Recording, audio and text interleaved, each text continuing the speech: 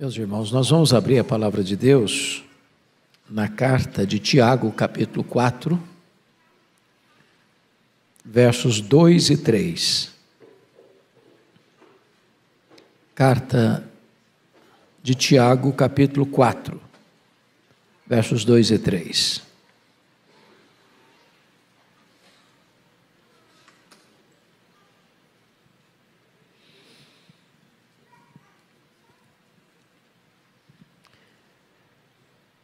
Cobiçais e nada tendes, matais e invejais e nada podeis obter.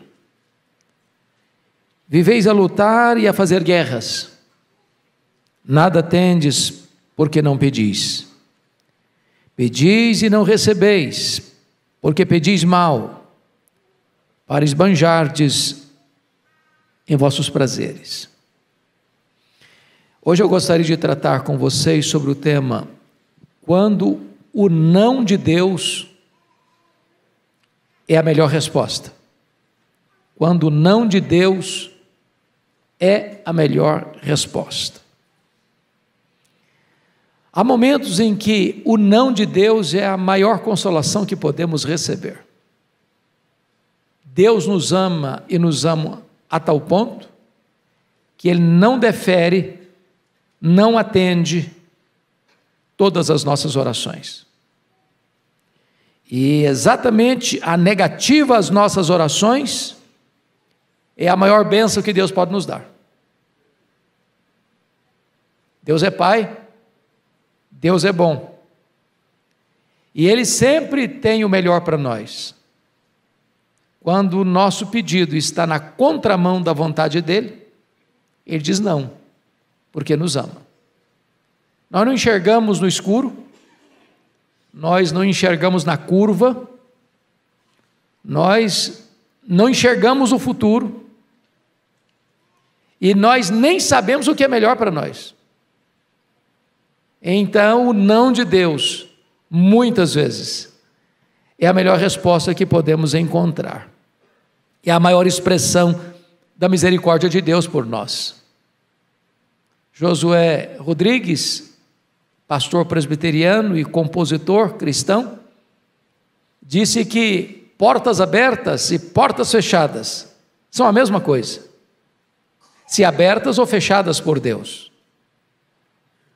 Tem hora que você quer entrar por uma porta e Deus a fecha. E não é sábio arrombar as portas que Deus fecha. Há momentos que Deus abre portas e por elas devemos entrar, sem medo. Então, hoje eu gostaria de tratar com vocês sobre 3 aspectos. Primeiro, os que se queixam sem razão. Segundo, os que pedem sem saber o que pedem. Terceiro, os que se submetem à boa, agradável e perfeita vontade de Deus. Dentro desta temática, eu quero tratar desses 3 assuntos. Em primeiro lugar, os que se queixam sem razão.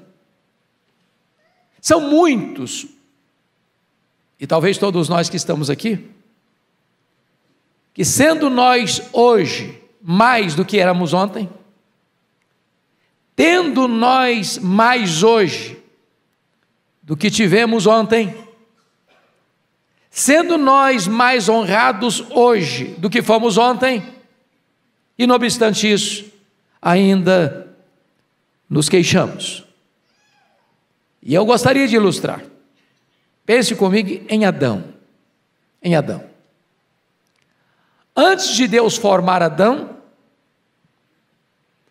ele era nada. Nada. Depois, ele foi formado por Deus e se transformou numa estátua de barro. Então Deus soprou nas suas narinas e ele se tornou alma vivente. Colocou-se em pé e se tornou-se um homem, recebendo as maiores honras, a presidência da terra, dominando sobre todos os animais, a presidência dos ares, dominando sobre todas as aves dos céus, a presidência dos mares, dominando sobre todos os peixes do mar. De tal forma que, a despeito disso, nem Adão nem Eva estavam satisfeitos. Queriam mais. E o que queriam, na verdade? Queriam ser iguais a Deus. Então veja você, que tantas vezes a história do Adão é a nossa história. Anteontem, nada. Ontem, barro. Hoje, homem, tendo a presidência do ar, da terra e do mar. E ainda está insatisfeito. E ainda quer mais. E ainda quer ser igual a Deus. Portanto, ele estava descontente, sem qualquer motivo, sem qualquer razão. Mas me permita um segundo exemplo. Está escrito lá em 2 Samuel 7,8, acerca de Davi: tomei-te da malhada de trás das ovelhas, para que fosses príncipe sobre o meu povo, sobre Israel. Notem vocês que o texto não apenas afirma o lugar onde Deus pôs Davi, mas também o lugar de onde Deus tirou Davi.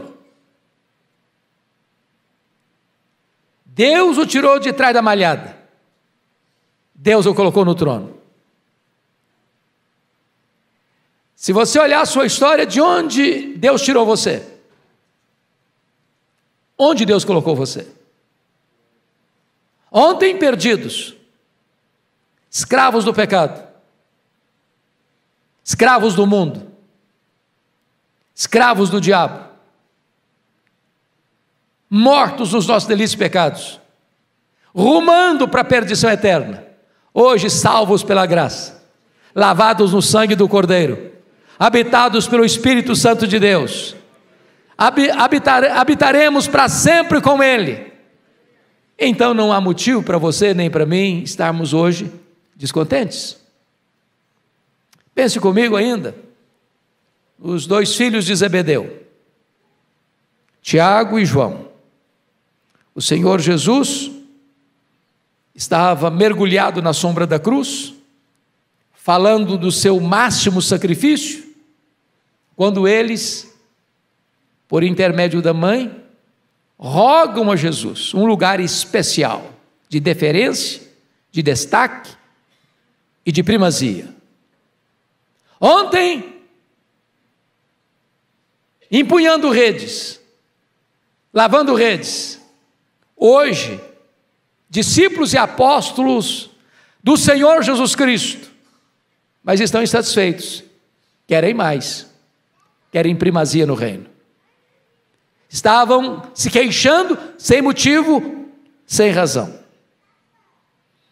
Eu pergunto a você, você está satisfeito? Você está grato? Você tem piedade com contentamento? Você se olha no espelho e agradece a Deus por aquilo que Deus fez na sua vida? Você está grato pela salvação? Você está grato porque está vivo? Você está grato porque tem um teto para morar, tem uma cama para dormir, tem roupa para vestir, tem comida sobre a mesa? Você está grato porque tem uma família? Você está grato porque tem amigos e irmãos? Você está grato porque você pertence à igreja do Deus vivo, coluna e baluarte da verdade? Você está grato porque tem ar nos seus pulmões? Porque seus olhos veem, seus ouvidos escutam, seus pulmões recebem ar, seu coração bombeia sangue e vida para o seu corpo? Você está grato? Nem você, nem eu, nesta noite, temos motivo de queixas ou para ingratidão. Mas vamos ao segundo ponto. Os que pedem sem saber o que pedem. Pedis e não recebeis, porque pedis mal. Então, quando pedimos mal, Deus indefere. Quando pedimos mal, Deus diz não. Quando pedimos mal, Deus fecha a porta, bloqueia o caminho. Então vamos uma olhadinha nesse segundo ponto. E eu queria aqui trazer alguns exemplos. Primeiro exemplo, vamos pensar comigo em Raquel, esposa de Jacó.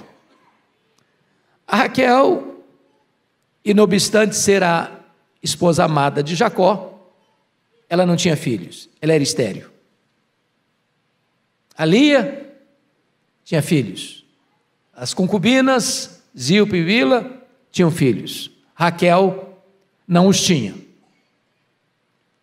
E diz a Bíblia que um dia a Raquel diz o seguinte para o seu marido, para Jacó.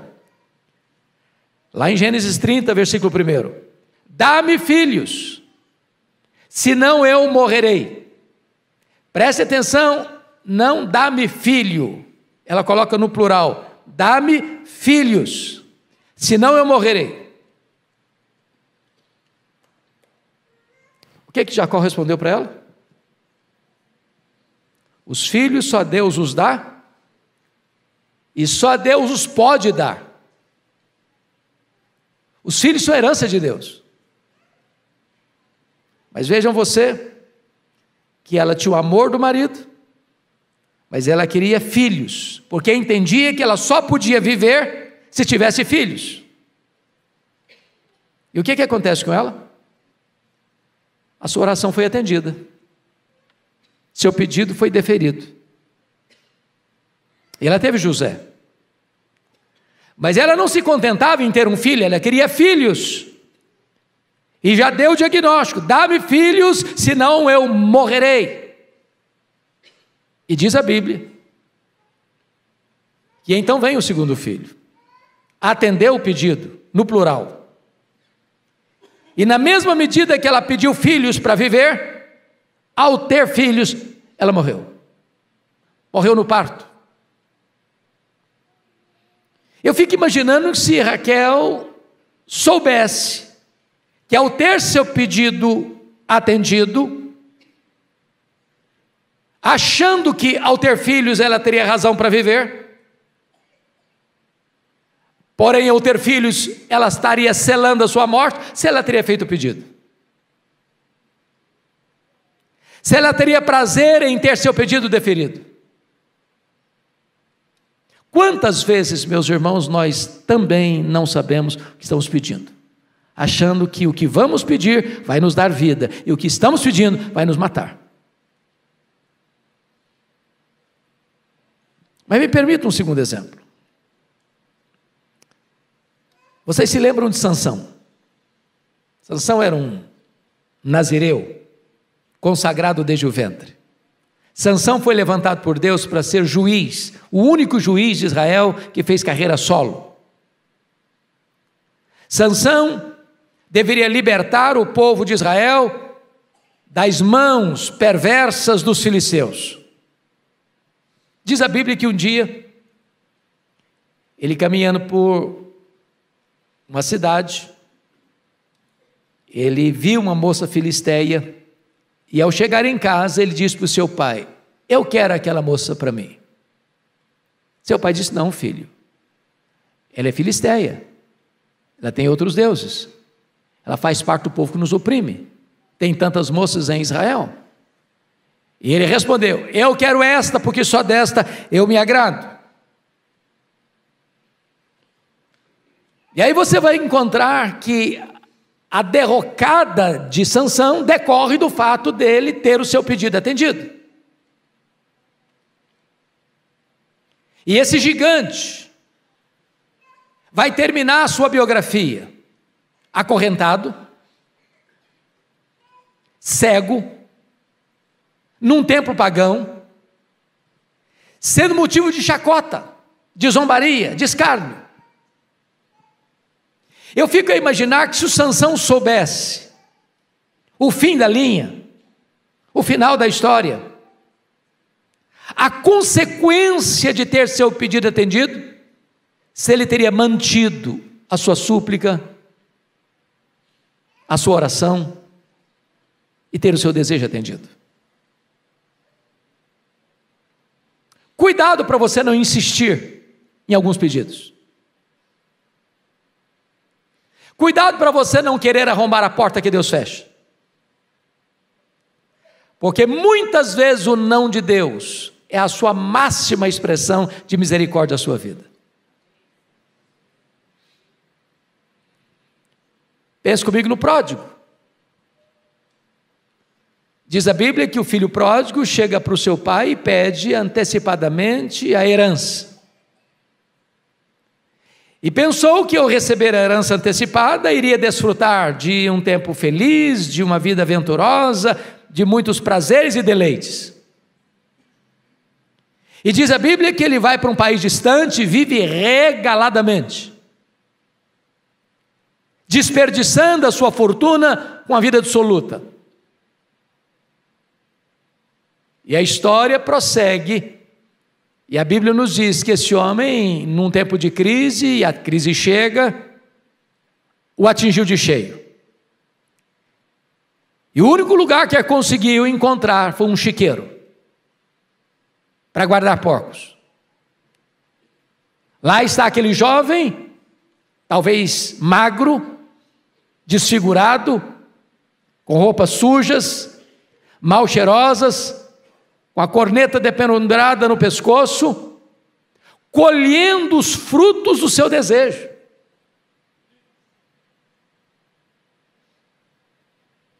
Será que se ele soubesse o fim da linha, ele teria pedido para o pai a sua herança antecipada? Notem vocês que muitas vezes, à semelhança do pródigo, à semelhança de Sansão, nós insistimos com Deus, rogando a Ele, naquilo que nós não sabemos que estamos pedindo.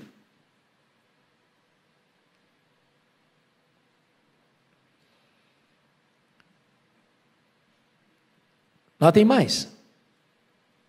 A Bíblia fala de Elias. Depois de uma retumbante vitória no Monte Carmelo, diz a Bíblia que o Elias recebe um recado da perversa Jezabel, dizendo para ele que assim como os profetas de Baal haviam sido mortos, que esse também seria o seu destino. E ele teme e ele foge. E ele entra dentro de uma caverna e ele quer morrer. Aliás, ele pede para Deus a morte. Ele imaginou que morrer era a melhor coisa que podia lhe acontecer. Que morrer era descansar das frustrações e fadigas. Que morrer era o único caminho alternativo que lhe era oferecido naquela conjuntura de perseguição religiosa e de apostasia. Entretanto, dentro da agenda de Deus, ele não experimentaria a morte. Ele seria trasladado. Ele não enfrentaria o último inimigo a ser vencido. Quantas vezes nós pedimos para Deus o que não sabemos, até insistimos, e ficamos até bravos quando Deus não atende o que nós queremos. Eu pergunto a você, pediria Raquel filho se soubesse que o ter filhos lhe havia de custar a vida? Eu pergunto a você, pediria Sansão a Filisteia se soubesse que ela havia de ser a causa da sua afronta, da sua cegueira e da sua morte? Eu pergunto a você, pediria o pródigo a herança antecipada se soubesse que o final da jornada seria o chiqueiro mal cheiroso e a fome? Pediria Elias a morte se soubesse que Deus tinha um plano melhor para ele, levá-lo para o céu, trasladá-lo? É óbvio que não. Então eu gostaria de realçar esta verdade hoje aqui nesta noite. Às vezes Deus diz não, e o não de Deus é a melhor resposta que você pode ter dos céus. O não de Deus é a máxima expressão da sua misericórdia pela sua vida. Mas agora vamos ao último ponto. Os que se submetem à vontade de Deus. Nada tendes, porque nada pedis. Então pedir é a maneira de Deus de receber. Algumas pessoas dizem que oração não muda as coisas. O que eu encontro na Bíblia é que Deus, sendo soberano, escolheu agir por meio da oração. Nada tendes, porque não pedis. Então, se pedirmos, vamos ter. Jesus reafirma isso quando diz assim, nas Escrituras: pedi e dar-se-vos-á. Buscai e achareis. Batei e abrir-se-vos-á. Porque todo o que pede, recebe. Todo o que busca, encontra. Todo o que bate, abrir-se-lhe-á. Agora, notemos algo aqui. Às vezes nós entendemos equivocadamente o texto. Às vezes a gente entende assim: todo o que pede, recebe o que pede. Isso não está escrito. Isso não está na Bíblia. E ai de nós se tivesse assim escrito. Sabem por quê? Nós não sabemos orar como convém, diz Romanos 8:26. E por que não sabemos orar como convém? Porque não sabemos o que é melhor para nós.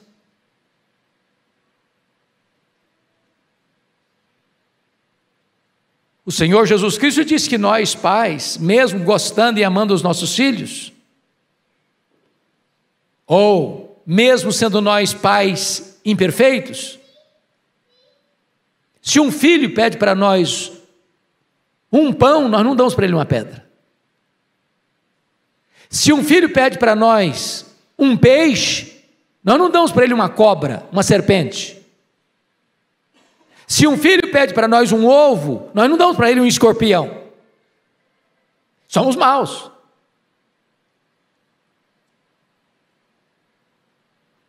Mas o nosso Pai, que é perfeito e que é bom, só nos dá coisas boas. Por que Deus não atende, então, muitas das nossas orações? Porque às vezes nós pedimos para Deus uma pedra, pensando que estamos pedindo pão. Às vezes nós pedimos para Deus uma serpente, pensando que estamos pedindo um peixe. Às vezes nós pedimos para Deus um escorpião que vai nos picar e nos matar, pensando que estamos pedindo algo que vai nos alimentar. Às vezes pedimos para Deus que vai nos matar, pensando que estamos pedindo o que vai nos dar vida. Submeta-se à vontade de Deus, porque ela é boa, agradável e perfeita.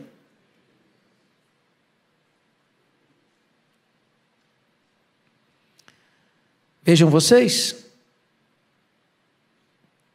que nós devemos, com muita alegria e gratidão, acolher com humildade e mansidão a resposta de Deus. Como pastor, eu já tenho acompanhado, e os pastores que estão aqui presentes certamente também já acompanharam, quantas ovelhas, num drama pessoal de coração turbulento, de sentimentos quase que esbraseantes, apaixonados, insistem num namoro turbulento, conflituoso, achando que se aquele namoro terminar, a vida acaba.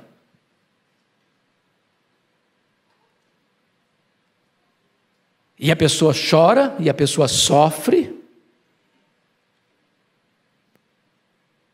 mas é melhor chorar uma semana ou um mês do que chorar a vida inteira. Deus que conhece lá na frente, Deus que conhece o futuro, Deus que tem o melhor, diz não, não, não. E nesse não de Deus está a sua misericórdia. Nenhum pai, nenhuma mãe atenderia um filho pequeno, dando-lhe uma faca afiada para brincar. O filho pode espernear, pode chorar, pode reclamar, pode bater o pé, e você diz não, não. Sabe por que não? Porque eu amo você, eu cuido de você. Eu sei que se você pegar essa faca afiada, você vai se machucar. Há coisas que você insiste com Deus, e Deus diz, não, não, eu não vou lhe dar, porque eu sei que se eu lhe der isso, você vai se machucar, você vai se ferir. O não de Deus é a sua melhor resposta. Por outro lado, irmãos, eu gostaria de encerrar dizendo o seguinte: eu não quero trazer uma mensagem apenas no aspecto negativo.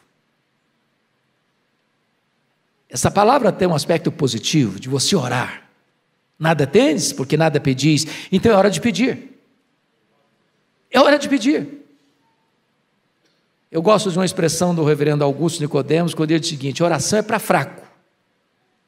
É para fraco. Por que eu oro? Porque eu sou fraco. Sou dependente. Eu não sei cuidar de mim mesmo. Eu não sei o que é melhor para mim mesmo. Eu não sei fazer as melhores escolhas. Então você deve orar. Orar pelas grandes coisas, orar pelas pequenas coisas. Orar para começar o seu dia. Orar pedindo sabedoria. Orar para Deus abrir os seus olhos para você ver as portas que Ele está abrindo, as portas que Ele está fechando, porque portas abertas e portas fechadas são a mesma coisa se abertas ou fechadas por Deus. Orar para que Deus oriente você, qual escolha você vai fazer nos seus negócios, nos seus afazeres, nos seus estudos, nos seus empreendimentos, nos seus relacionamentos. Orar para Deus revestir você de poder, para Deus santificar a sua vida, para Deus abrir o seu entendimento, para compreender as Escrituras. Orar para Deus levantar você como um instrumento nas suas mãos, para você, ao abrir da sua boca, haja virtude, haja poder do Espírito Santo para você pregar. Orar e orar. Se nós temos um Pai que é o dono do universo, se nós temos um Pai que é o soberano Senhor da história, se nós cremos que o nosso Deus ouve oração, que Ele atende oração, que Ele responde oração, que Ele intervém na história, então você e eu temos a arma mais poderosa do mundo nas mãos, a oração. Sabe por quê? Porque a oração une a fraqueza humana, a onipotência divina, a oração une o altar da terra com o trono do céu, e quando a igreja ora, Deus responde e manifesta o seu poder da história. Nós estamos num mês, talvez dos mais decisivos da história dos mais de 500 anos da nação brasileira. A igreja de Deus precisa orar. Se o meu povo, que se chama pelo meu nome, se humilhar e orar e me buscar e se converter de seus maus caminhos, então eu verei dos céus, perdoarei os seus pecados e sararei a sua terra. Quando a igreja ora, o braço onipotente de Deus é acionado. Os planos do inimigo são desfeitos. A obra maligna é frustrada e a obra de Deus avança no poder do seu Espírito. Eu conclamo você, meu irmão, minha irmã, a nós nos levantarmos como povo de Deus, para buscarmos a Deus em oração, porque Ele é o Senhor da história, Ele é o Senhor da igreja, Ele é o Senhor do universo, Ele é o dono da nossa vida, e Ele responde às orações.